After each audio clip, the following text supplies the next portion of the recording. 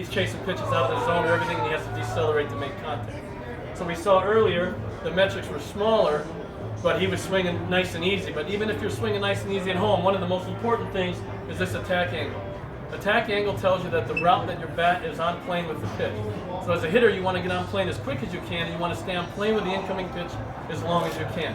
The average fastball crosses the tip of home plate at a minimum of 6-degree decline, and the breaking ball is a minimum of 10-degree decline. So most young hitters, as they go to swing, they make contact and they cut down through the ball and they have a negative attack angle. That would show up and appear in red, and you would see a negative number here. What we want to see is a positive number here on a minimum of a 6-degree positive attack angle. So as the hitter goes to make contact, he gets on plane, you should see this type of movement through, and we're matching the plane of the incoming pitch. So we can use this, and I can tell if Anthony's swing is too steep, or if he's on plane with the incoming pitch and having a positive attack angle. Now this could be too positive, where you get to a 25 to 30, 35-degree attack, and then you know you're too uphill, so that you're swinging and missing the incoming pitch this way.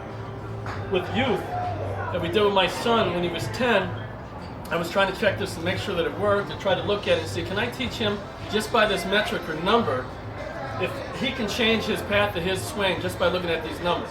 So as any young kid, when they were young, they were either from strength or whatever, they're taught to swing down, they work outside around the ball and cut through the ball, that number would come up red. So I said, Austin, I need this number to be green, and I need to be at 6.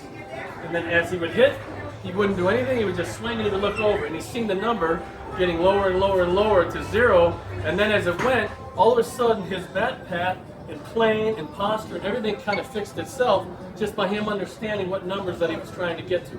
And as an instructor, a lot of times players have to feel what you're trying to say. Sometimes they can't see it, they have to feel it, and then they get instant feedback.